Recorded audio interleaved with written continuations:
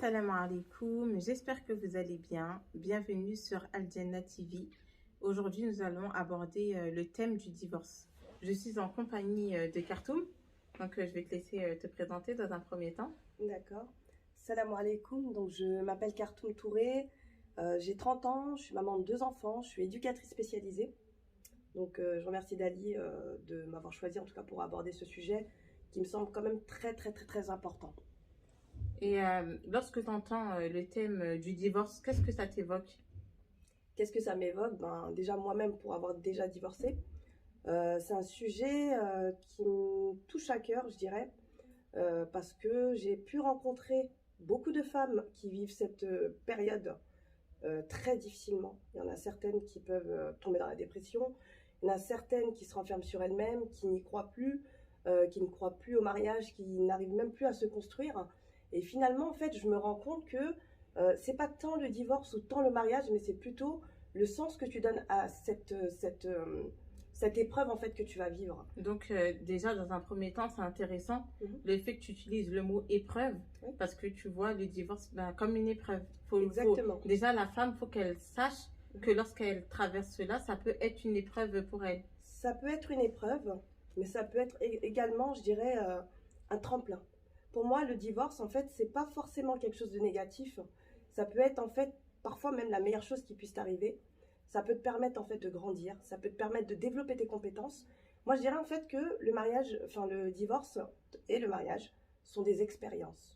C'est des expériences. C'est-à-dire que tu rentres dans un mariage et Dieu fait que finalement tu divorces. Et ben, je dirais que une fois que le divorce est fait, en fait, il faut que la femme, elle fasse un état des lieux. Il faut qu'elle se pose des questions et de savoir pourquoi ça n'a pas marché.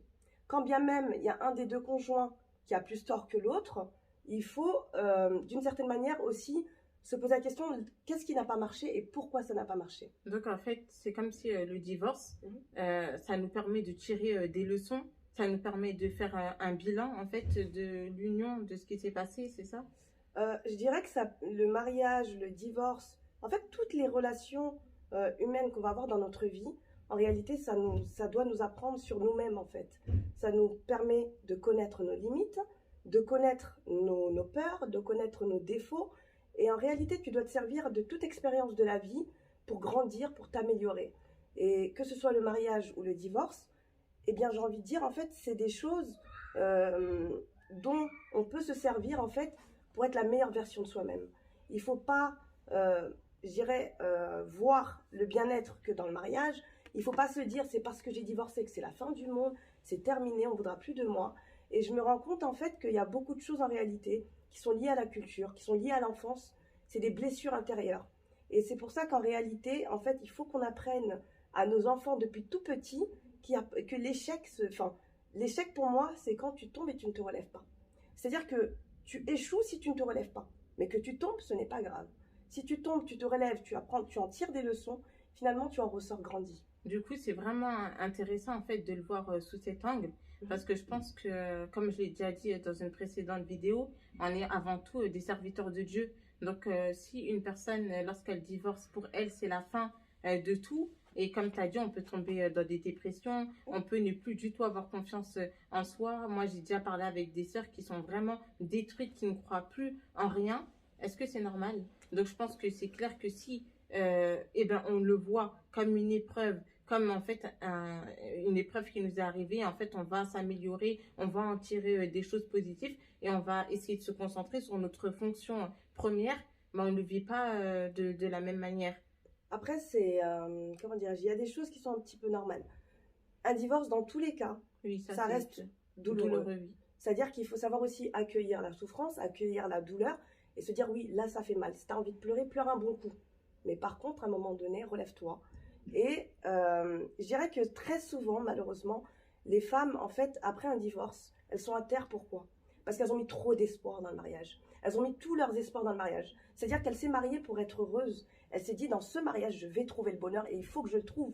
Dans ce mariage, eh ben, il faut que la personne avec qui je suis puisse, d'une certaine manière, venir guérir toutes mes blessures intérieures. Trop d'espoir en C'est l'autre, ça. en fait. Exactement. Et c'est intéressant ce que tu dis parce que, ben, en fait, quand on se marie, comme tu as dit tout à l'heure, on ne sait pas, en fait, peut-être qu'on peut divorcer, peut-être qu'on va rester marié toute la vie. Et ça, on met trop d'espoir et en fait, on attend que, entre guillemets, l'autre personne nous accomplisse. Et après, quand c'est Exactement. pas le cas, ben, c'est la déception totale. Tout à fait. C'est pour ça qu'il faut, et ça je pense que c'est aussi le rôle des parents, depuis tout petit, en fait, permettre à nos enfants, à nos filles et à nos fils d'avoir confiance en eux, leur permettre, je dirais, de pouvoir confronter toute situation et se construire en fait en tant que personne. C'est-à-dire que, et moi je me rends compte en fait que en ayant divorcé, finalement ça m'a permis petit à petit d'améliorer ma vision des choses, d'améliorer ma vision de la vie, d'améliorer ma vision du mariage. C'est-à-dire que finalement, je m'en suis saisie, j'en ai fait une force. Euh, C'est-à-dire que ça m'a permis d'être moi, enfin la personne que je suis aujourd'hui, et arrêter aussi de se positionner tout le temps en victime, mais plutôt se dire, j'ai vécu des périodes difficiles, certes, mais est-ce que c'est une fin en soi? Non. Et parfois aussi, j'aimerais aborder aussi passer par un autre sujet, c'est que j'échange aussi avec des femmes et parfois qui me disent oui, je tombe toujours sur des hommes qui ne sont pas bons, je tombe souvent sur des pervers narcissiques, je tombe souvent sur des hommes violents.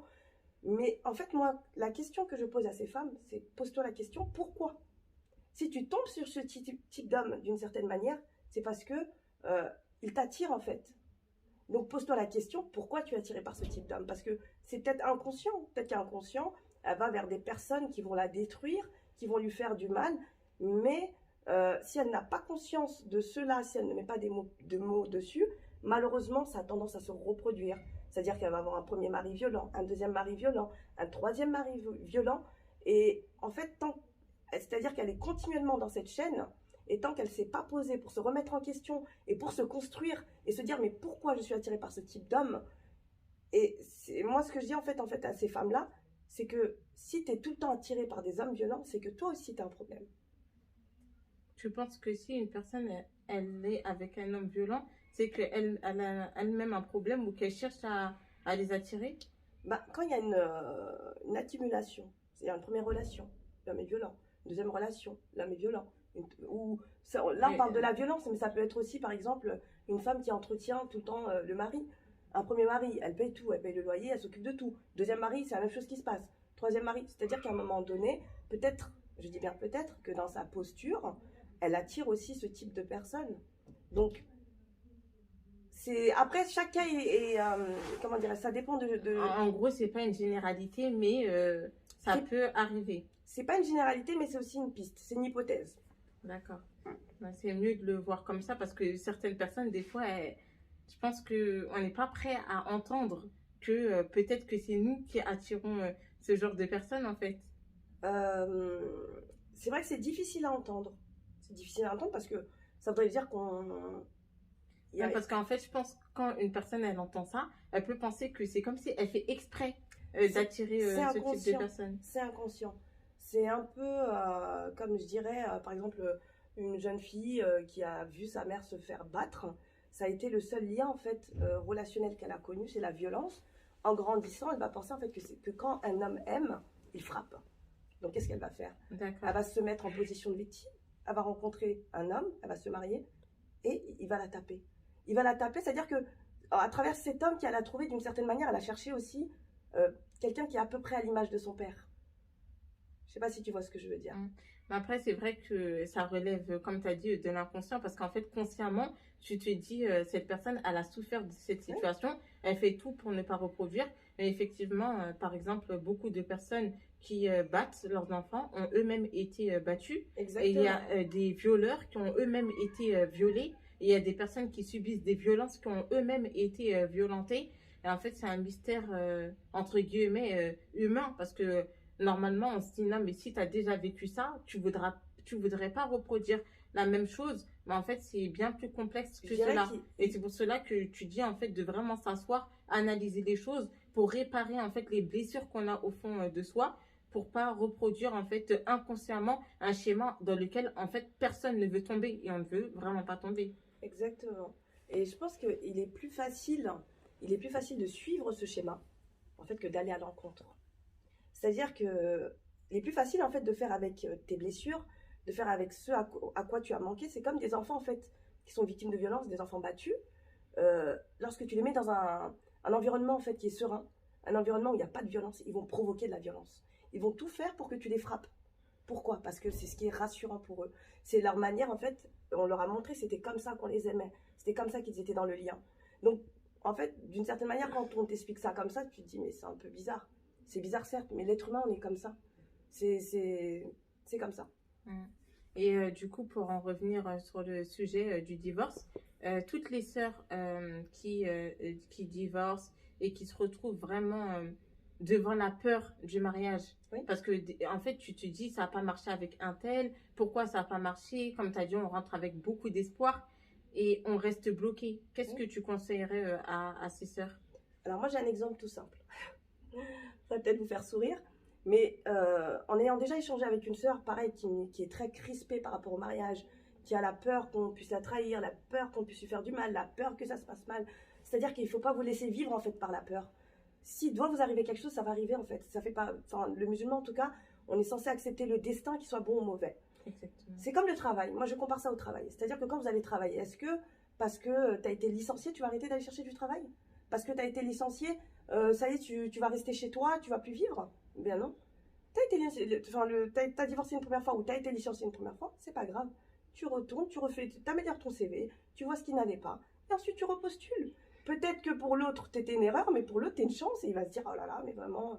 C'est vrai que vu comme ça, c'est mieux.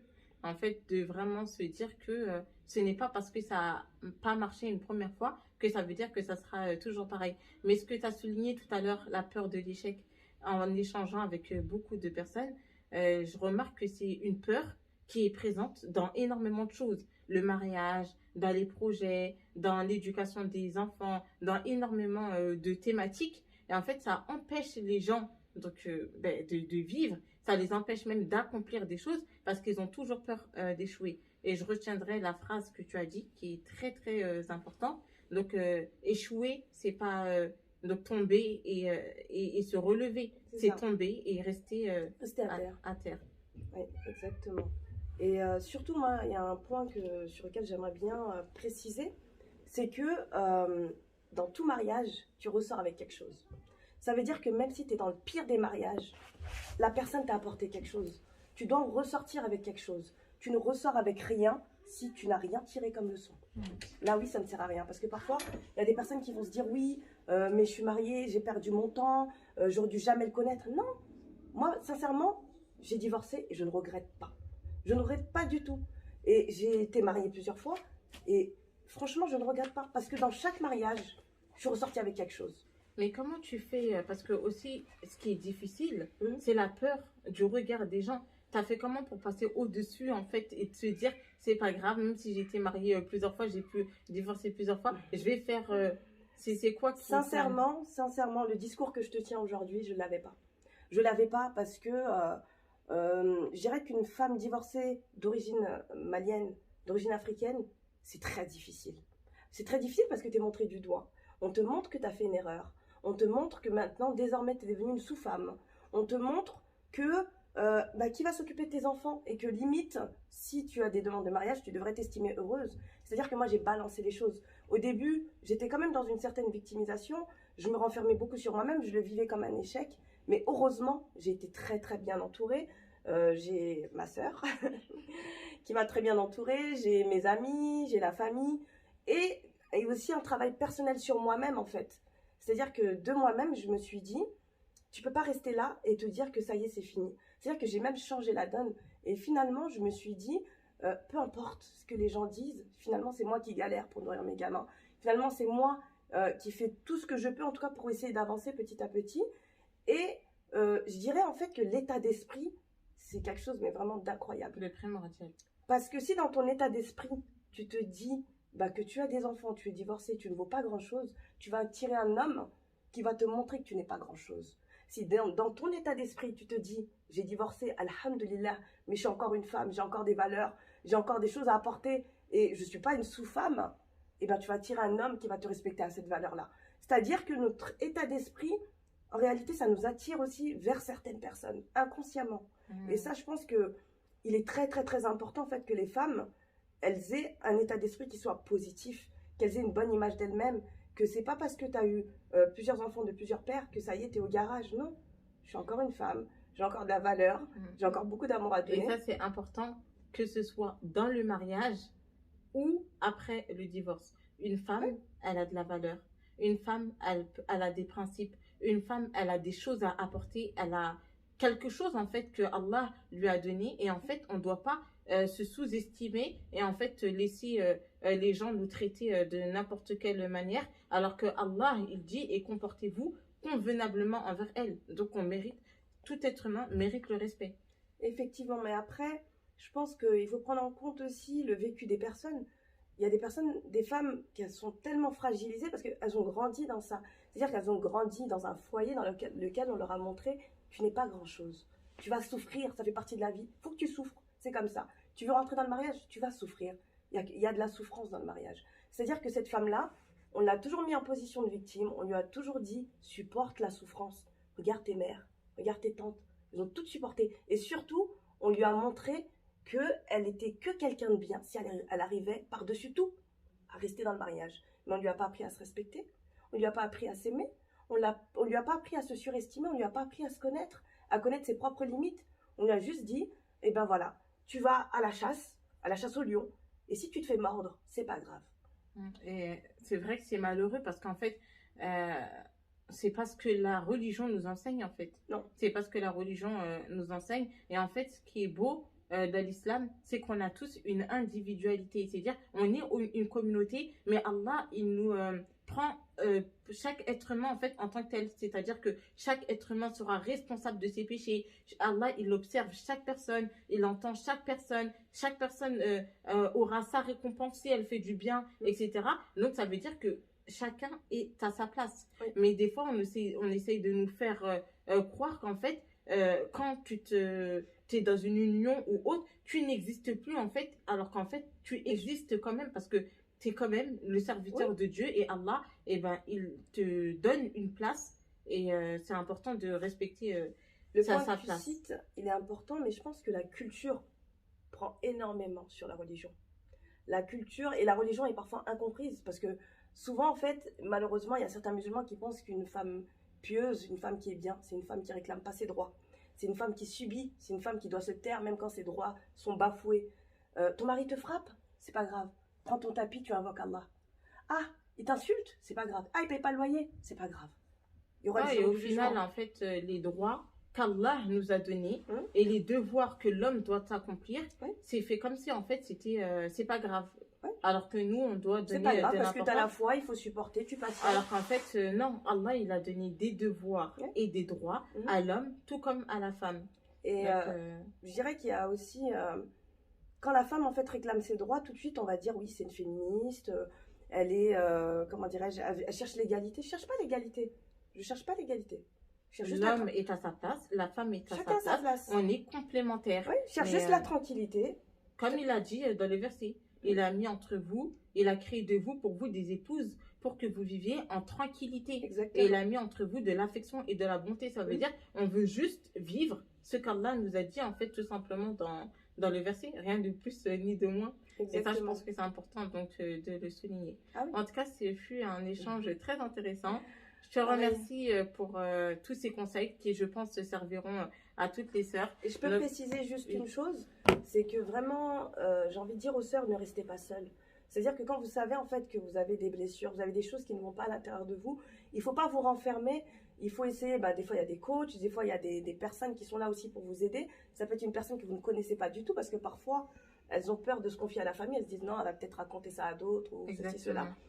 Mais vraiment, restez pas seules. Restez pas seul et dites-vous que vous avez de la valeur et il faut pas se laisser écraser comme ça, vraiment.